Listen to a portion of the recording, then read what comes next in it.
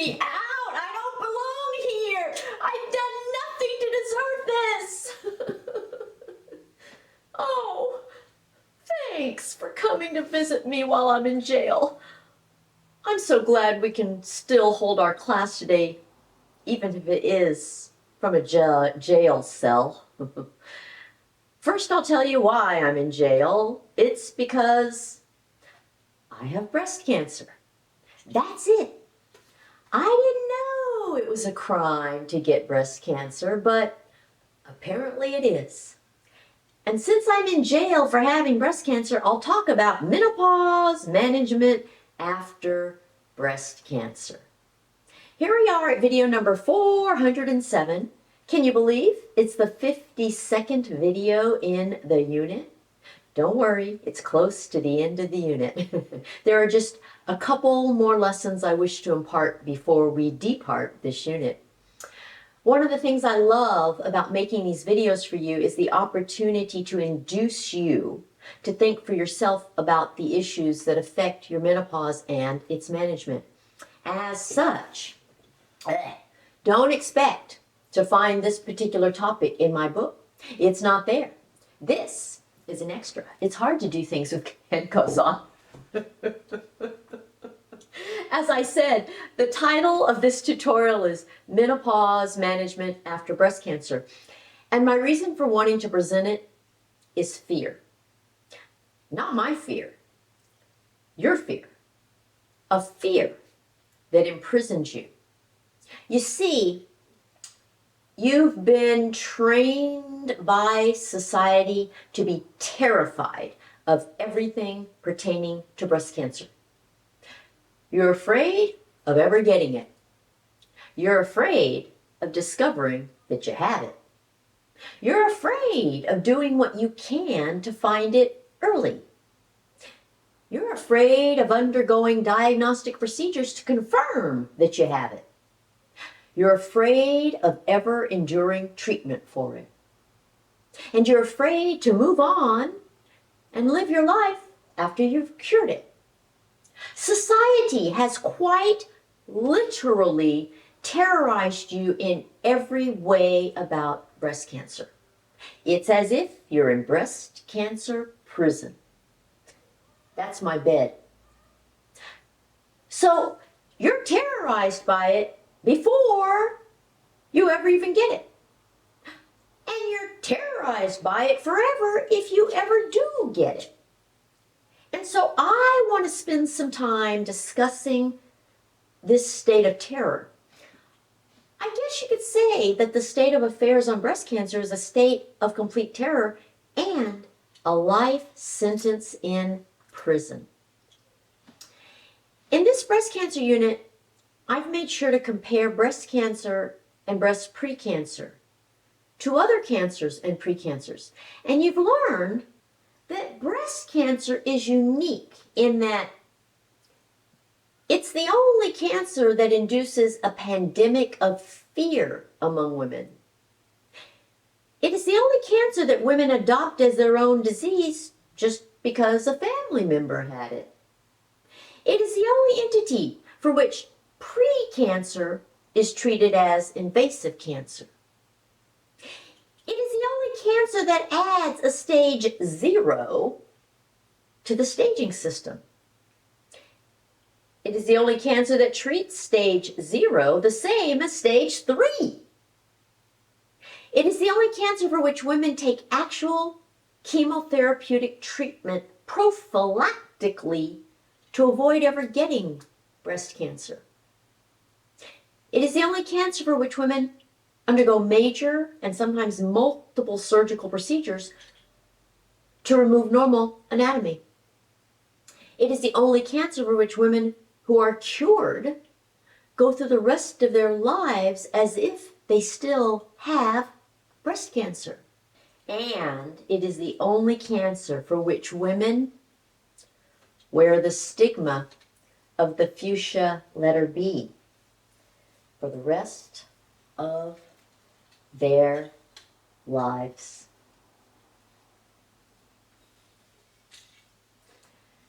In essence, Society treats women who've had breast cancer as if they still have it for the rest of their lives and imprisons them by it. I've taught you all sorts of statistics about breast cancer in comparison to other diseases, and you've discovered that for the vast majority of women, breast cancer is not their biggest risk, not even close. Your risk of ever getting breast cancer is much lower than your risk of having a heart attack, osteoporosis, a fracture from osteoporosis, endometrial uterine cancer, or Alzheimer's disease. Postmenopause in and of itself puts you at very high risk of heart attack, osteoporosis, and Alzheimer's disease. And your risk of dying from breast cancer is lower than your risk of dying for any of these other diseases.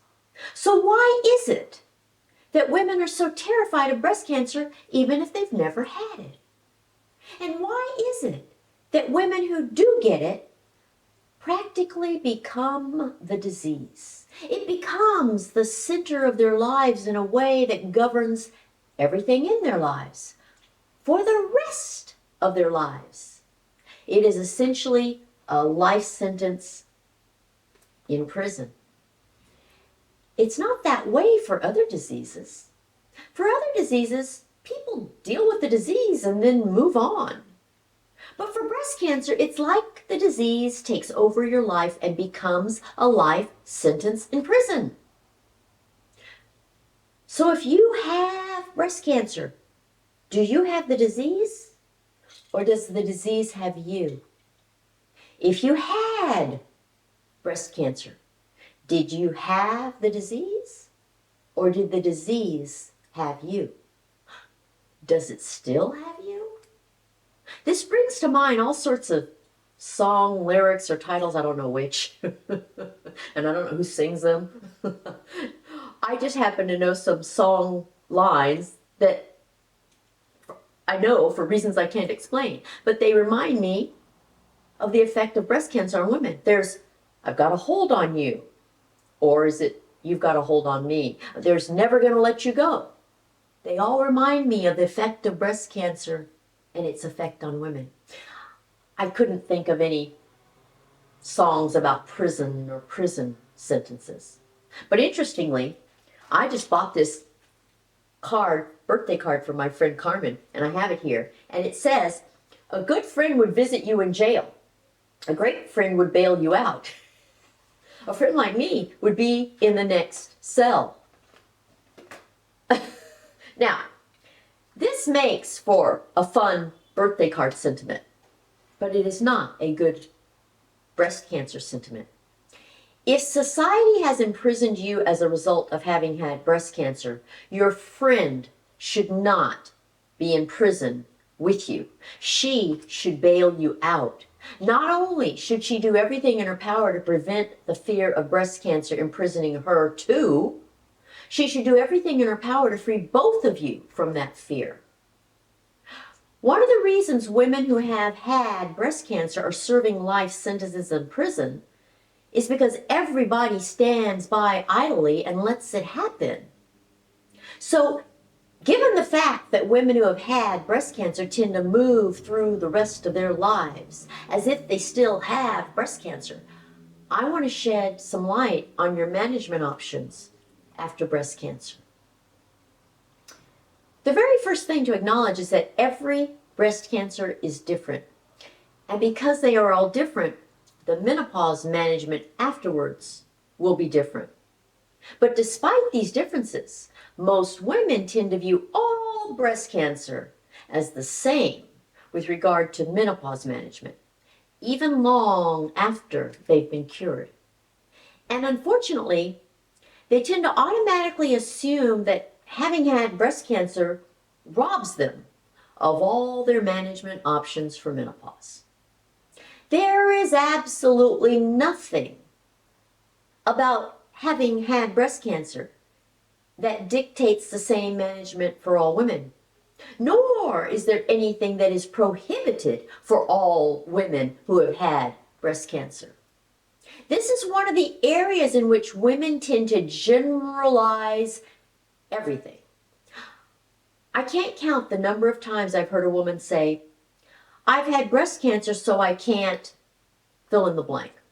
And they fill in the blank with everything from not being able to eat soy, not being able to use herbs that contain estrogen or progesterone, not being able to take supplements that contain estrogen or progesterone, not being able to use estrogen that is confined to their vagina, not being able to take estrogen that travels throughout their body, not being able to take any kind of progesterone, not being able to use any kind of testosterone. And they always say it so matter-of-factly as if it's an absolute edict. It's entirely in keeping with the state of affairs that treats women who have had breast cancer as if they still have it for the rest of their lives and are sentenced to life in prison. I have yet to hear a woman say, I had breast cancer, but my breast cancer was unlike any other woman's breast cancer, and I will manage it as such. I haven't heard but a couple of women say, I had breast cancer, but that was years ago. It's over. I've moved on. And now I want to have a good quality of life by managing my menopause in accordance with my current situation rather than my past situation. Instead, women generalize the notion that no woman who has had any kind of breast cancer can use any kind of hormones. They ignore the fact that many breast cancers have nothing whatsoever to do with hormones. Some breast cancers are actually treated with hormones. And once treated, these women no longer have breast cancer. I know of no other entity that creates such vast and damaging generalizations. It's as if having had breast cancer is a life sentence regardless of whether or not you cured it. This makes no sense, and it is not consistent with the mentality applied to other diseases. For example, should all people with any kind of food allergy avoid peanuts just because some people with food allergies are allergic to peanuts? Or if some women with heart disease should not get pregnant, does that mean that no woman should ever get pregnant? If sexual intercourse can cause a urinary tract infection, and a woman happens to get a urinary tract infection following sexual intercourse, does it mean she should never have sexual intercourse again? Or should all women who have ever had a sexually transmitted infection refrain from ever having sex again? And doctors are no better. Women who have had breast cancer endure an incredibly difficult time finding any doctor who will even have a conversation about her eligibility for menopause management options. They apply stereotypes and stigmas to these women as much as these women do to themselves. Stereotypes and stigmas are never good. They aren't good when applied to race, religion, obesity, or anything else. They only cause harm and rob people of their options and authenticity. And the state of affairs for women who have had breast cancer carries a stigma of being treated as if they still have it for the rest of their lives and are serving a life sentence in prison. With every other disease, treatment that results in a cure enables you to leave it behind. You do not have to carry it with you forever.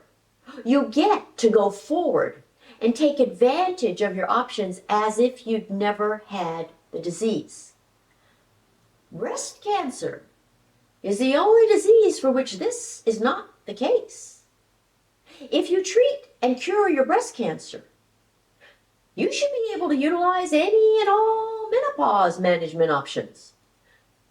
But most women are not allowed to do so. Instead, it's like they achieve success but receive no reward. That's like having a birthday party without the cake. It's as if they're cured but still sick, or free but still held captive. And the decision as to whether or not you take HRT after having breast cancer should be yours, not someone else's. You deserve to know the whole story and the whole truth about your particular situation. That means you deserve to know the benefits of taking HRT, the risks of taking HRT, and the risks of not taking HRT. Your doctor should sit down with you, delineate the specifics about your particular breast cancer, and assess all the benefits and risks as they pertain to you personally. This is not happening. Instead, doctors are summarily dismissing women who have had breast cancer as ineligible for even considering their options. It's as if they subject them to a life sentence without parole. So many of my consultation clients have told me that their doctor guilted them by saying they should just be glad to be alive. And this is happening to women who only had breast precancer. It's happening to women who are completely cured of their cancer. The goal of treating breast cancer is to improve your quality of life. So why should you have to sacrifice your quality of life once you're cured? It just doesn't make sense to have management options available to you but be prohibited from using them. So the big message is this: the vast majority of women who have had and cured breast cancer are eligible to take advantage of all management options on the smorgasbord of menopause management options. They can use diet, lifestyle, exercise, vitamins, minerals, and supplements, herbs, non-hormonal medications, hormonal medications, acupuncture, and hypnosis. There is no rule that bars them from using one category or another simply because they had breast cancer. They are not prisoners for life. The goal of menopause management is to make the rest of your life the best of your life.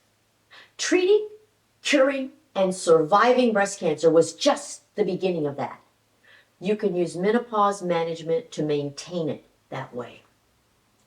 The current state of affairs of menopause management after breast cancer is due to fear on the part of both women and their doctors. It is a state of terror over a disease that you had and cured and is no more.